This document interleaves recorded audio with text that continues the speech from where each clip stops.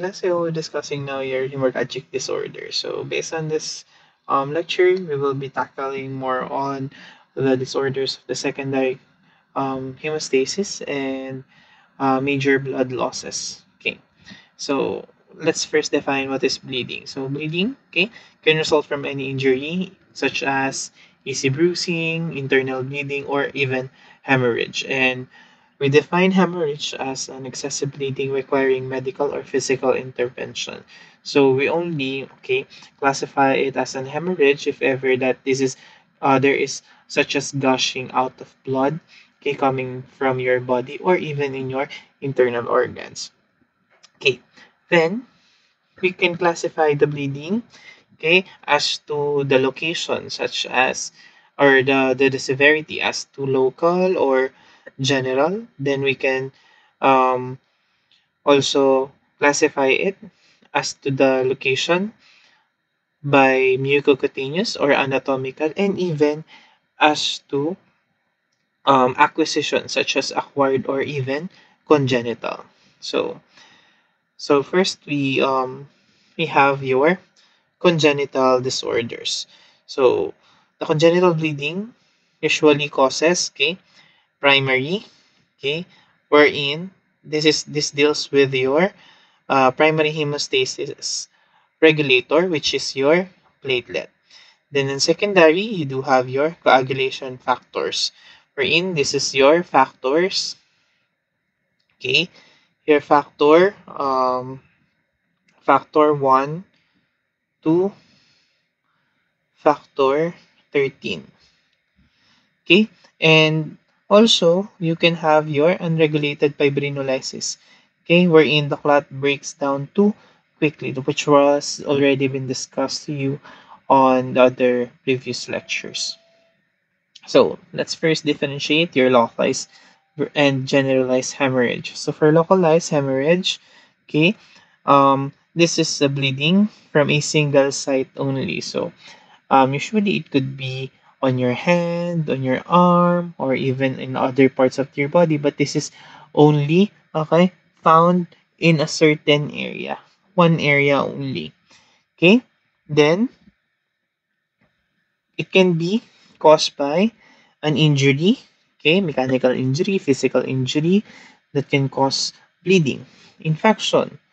Okay, some types of infection can cause also hemorrhage, such as or localized hemorrhage or bleeding, such as your gastrointestinal infection, specifically your ulcers. Okay, so your H. pylori infection. Okay, tumors can also cause localized hemorrhage. Okay, by invading the blood vessels. Okay, or the vascular located nearby, and even isolated blood vessel defects. So we're in your blood vessels, have a weak components of its wall that could cause rupture, causing localized bleeding. Okay, example of this are your inadequate cauterized surgical site. So when you say cauterized, ito yung parang kino-close using heat. Okay, parang sinusunog or para bang what do you call this? Pinapaso in order for your blood vessels, to close down and to minimize bleeding. So inadequate. So hindi okay yung pagkakaganon, yung cauterized, or even your anteriovenous malformation or your AVM could cause localized hemorrhage. So AVMs may involve blood vessel defects. Most localized bleeds do not. Okay? So, yung AVM is usually related to blood vessel defects. Okay? So, your general hemorrhage, bleeding from multiple sites, wherein this is also known as to be your spontaneous, tuloy-tuloy lang. Okay? Pag multiple sites, of course, no? Multiple, madami. Iba't ibang organ, iba't ibang site within the body, or even outside the body. Then, this could be a recurring one. When you say recurring, bumabalik. Okay? So, nagbi-bleed siya kanina after 2 hours. Nag-stop na. Tas mamaya, magbi-bleed na naman, pwedeng recurring. O kaya naman, you had bleeding this month, next month, wala, next month, meron, ganun. Okay? Or requiring intervention, wherein medyo severe na yung case. Okay. Causes, no? Primary hemostatic disorder such as blood vessel or platelet defect. So, we already discussed the blood vessel defects, okay, on the primary hemostasis and your platelet defects such as your thrombocytopenia. For the secondary hemostatic disorders wherein coagulation factors are involved, okay, deficiencies of this could cause, okay, severe bleeding such as, for example, your hemophilia A and B. A, B, and C, okay, could cause bleeding disorders, okay, or uncontrolled fibrinolysis wherein, okay, we already tackled this, that your blood, okay, usually dissolves clot and, okay, doesn't give enough time to form clot to stabilize the clot, okay, and stop the bleeding. Next is your mucocutaneous versus anatomic hemorrhage. Okay, for mucocutaneous hemorrhage, this usually affects the skin and body orifice. Okay, so orifice or skin, wherein this is very superficial. Okay, your mucocutaneous hemorrhage is also known as your superficial hemorrhage or bleeding. Okay, so in the skin manifestation, this could be seen as, okay, you know all this already, petechia, purpura, and even ecchymosis. So petechia, wherein this is small red pinpoint spots approximately 1 millimeter. Okay, your purpura, which is a purplish skin lesion. This is usually more than or approximately equal to 3 millimeter. And your ecchymosis is about 1 or more than 1 centimeter, or even usually this is after trauma. So such as in the field of practice of medical laboratory science or medtech, of course we usually encounter ecchymosis as a post phlebotomy complication, no? This is yung pasa. Okay? Pagpasa, no? This is ecchymosis. This is hematoma is a bleeding, okay, that has blood, okay, formed inside or between the lining of your skin and even in muscles. But on ecchymosis, this is just leaking out of blood, okay, that usually causes discoloration or trauma. You could see this as a traumatized vein. So this is a misconception in the field that pag nakita kayo ng pasa, uy, may hematoma. That's not the correct one. It's ecchymosis only. Okay. Other symptoms, okay, bleeding gums, nosebleeds or your epistaxis, even vomiting blood, your hematemesis, okay, blood in urine, okay, or stool, heavy menstrual bleeding, or your menorrhagia, okay. So this is the usual mucocutaneous hemorrhage. So superficial, very minimal, or very konti lang yung bleeding usually. Okay? So what are the common causes of your mucocutaneous bleeding? This could be caused by platelet disorders such as thrombocytopenia or decreased platelet count, and even qualitative platelet defects. So the problem is within the platelet function. They don't adhere with the surface of injury, or even they don't secrete um, granules, okay, that is essential for activating your hemostatic response. For vascular disorders such as your von Willebrand disease, scurvy, and telangiectasia, okay, they could be fragile veins, okay, that could be known as fragile vein, wherein they are very sensitive or very, okay, easy to be broken and be injured, that can cause bleeding, okay, to the side. So usually the diagnosis is usually done by patient history, okay, physical examination, wherein this usually differentiate your mucocutaneous bleeding from anatomic bleeding. Okay. Next, for your anatomic bleeding or anatomic hemorrhage, this usually affects soft tissues, okay, muscle, joints, and even deep tissues. So, mas malalim kanina ang pinag-uusapan natin um, sa mucocutaneous superficial. Ngayon, palalim na tayo. Okay? That's anatomic hemorrhage. So, usual example of this are your hemarthrosis or your joint bleeding. Okay? This usually manifested with swelling, pain, and even risk of cartilage damage on your joint. And the usual area for this is your knees. Okay? Your knees are the usual um, areas that is affected by hemarthrosis. Okay, pag soft tissue bleeds, no, muscle or fat bleeds causing nerve compression and even function loss. So, the usual common bleeding tissue are your gastrointestinal tract.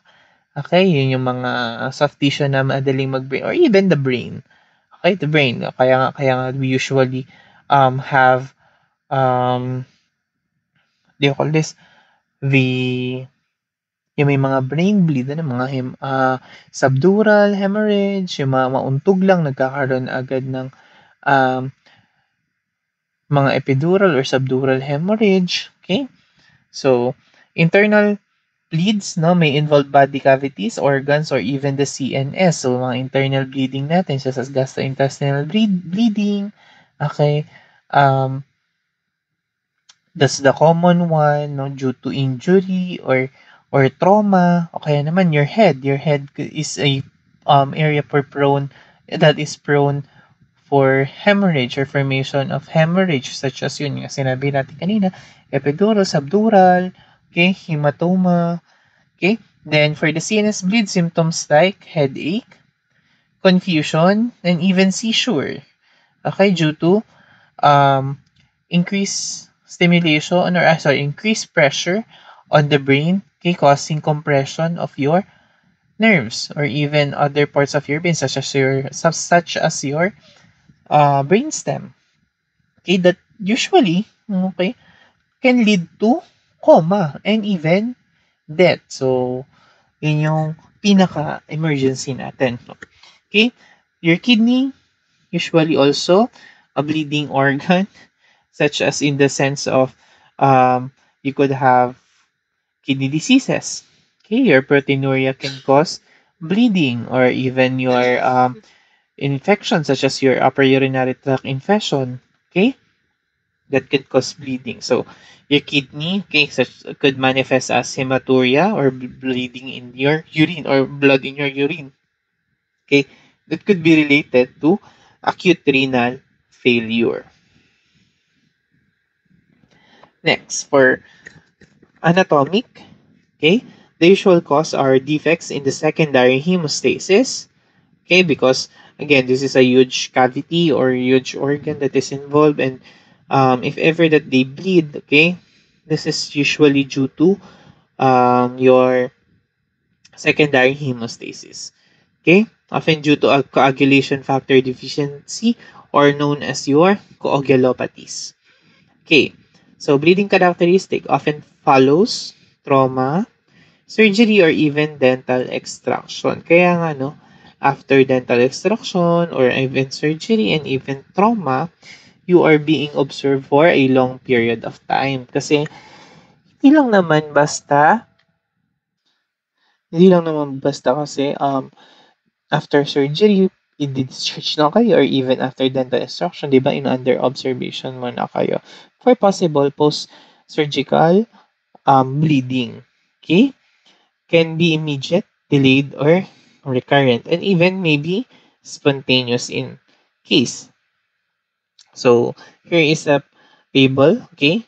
Primary assay for generalized hemostatic disorder. Wherein, okay, you can utilize this, okay, for as a screening tool in order for you to pinpoint or identify any coagulopathies or bleeding disorder. So, for example, you do have here your hemoglobin, hematocrit, and even reticulocyte count, which usually assesses anemia. with chronic bleeding or a hemolytic anemia or even the bone marrow response for your reticulocyte count. So that's the usual screening test. Okay, you can also have your platelet counts, as we mentioned that most of our mucocutaneous bleeding are caused by okay low platelet counts.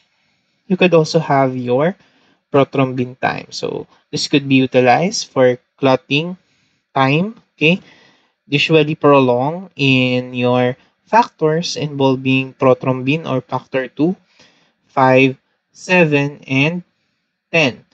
Okay, so the usual vitamin K dependent factors. Okay, then next is your partial thromboplastin time, wherein your PTT is also a clotting time, wherein it could be prolonged in conditions relating to your factor. All factors except your 7 and 13, wherein they are involved usually in ex, um, extrinsic pathway. Okay? Okay. Next, your thrombin time. This is prolonged by unfractionated heparin therapy. That's why we usually utilize this in monitoring your heparin therapy, your dysfibrinogenemia, hypofibrinogenemia, and even afibrinogenemia.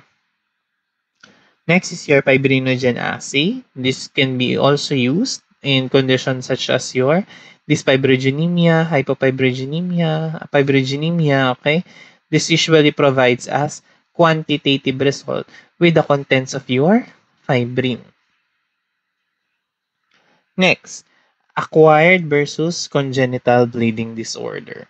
So, for this one, okay, acquired bleeding disorders develop later in life and typically after childhood and associated with underlying conditions such as, okay, liver disease, okay, kidney failure, no, and even chronic infections, okay, and autoimmune disorders. So when we see acquired, of course, this is usually caused by external factor. Okay? It could be obstetric complication. Okay? Anemia due to iron deficiency. Okay? Dietary deficiency of your vitamin C and K, wherein these vitamins are essential for your clotting or hemostasis. Okay? Trauma or blunt or even penetrating. Pag sinabi nating blunt, okay, ito yung it cannot be you are not punctured or hindi saksak, hindi tusok, okay? Parang hataw lang, palo, okay? That could still cause bleeding. Eh, pag pinasabi natin penetrating, okay, penetrating wound, yan, butas yung katawan. Okay, pag sinaksak ka, okay, binaril ka, that's penetrating wound. And this usually, okay, affects also your bleeding or hemostasis, okay? And that can be classified as acquired, okay? You also have your inflammatory disorder, then that is usually caused by autoimmune, okay, or even infections. Then, drug effects, of course, prescription drugs, supplementation, alcohol, and even drug of abuse can be a factor for acquired bleeding disorder. For prescription drug, okay, excessive intake of your heparin, warfarin, okay, aspirin could lead to excessive bleeding. Your supplements, okay, that could alter your hemostatic function. And even alcohol, wherein this alcohol, okay, could affect the liver, wherein majorities of your clotting factors are being produced. And for your drug of abuse, okay, they usually, okay, affects the immune response of our body. Okay, so your acquired bleeding disorders are not hereditary, so there are no family history as to the condition, and the symptoms often triggered by disease, trauma, or even medications. Okay, and diagnosis usually involves, of course, the important part is your patient history. What is the age, sex, or even pregnancy? Okay, if they have systemic diseases and even drug exposure. in order for you to relate these following factors in your bleeding. And physical exam, okay, also an important factor. You check for the um, blood vessels, okay, as to the outside appearance, okay, or even possible presence of purpura, petechiae, and even ecchymosis. Okay, then hemostatic lab tests wherein you could utilize PT, PTT, okay, bleeding time, clotting time, platelet count, okay, and other more. Okay, that could be abnormal if bleeding is suspected. Okay, next is your congenital.